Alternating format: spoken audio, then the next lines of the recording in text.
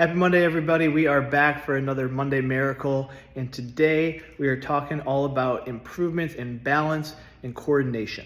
And this was a really cool story because I got a text message from mom over the weekend that said, "You're never gonna guess what happened. He's been trying to learn ice skating for a couple years, and sure enough, now after we've been under care for about a month, he was ice skating, and not only ice skating, he was going for hours and hours and hours." And that is what it's all about. That is our Monday Miracle. Now, how does that happen with chiropractic care? Well, what we are looking for when we do our nervous system scans is areas where the brain and the body are not communicating together. If we're gonna get really fancy and nerdy, it's called proprioception, which basically just means your brain is always measuring where you're at in space.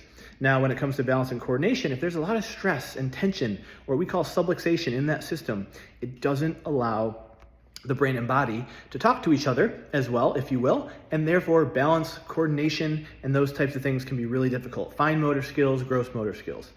You may have also heard about something called low tone, and that is a very similar situation. There is not enough tone in the body. And so a lot of PTs, OTs will help kids with this, and we can also really help with that as well. In fact, we see a lot of kids with it, and we kind of, when stress affects the body, we kind of categorize it, generally speaking, into two things, and we have some funny names for them. We call one the raging bull. The raging bull is when stress gets stuck in that system and their body is just on go mode, fight or flight 24/7. They're bouncing off the walls. They don't sleep very well. They don't poop very well. Maybe their immune system isn't doing so well, and you're just trying to, oh my gosh, we got to calm this kiddo down. And for those kids, we do the really calming, really gentle, light, easy adjustments. Now the other, besides the raging bull, is what we so lovingly have termed the drunken bull. Now the drunken bull is those kiddos that I was talking about here, where they're low tone, they maybe are often exhausted, no matter how much they sleep, they wake up, they're still tired. Maybe sometimes they might struggle socially a little bit. They're maybe a little withdrawn or introverted. And we see that because their system is just more fatigued. And there's no real reason why exactly these two kind of phenomenons show themselves. It's just the way that stress affects all of us a little bit differently. And so for those kids, we're getting in there and we're putting more energy into the system.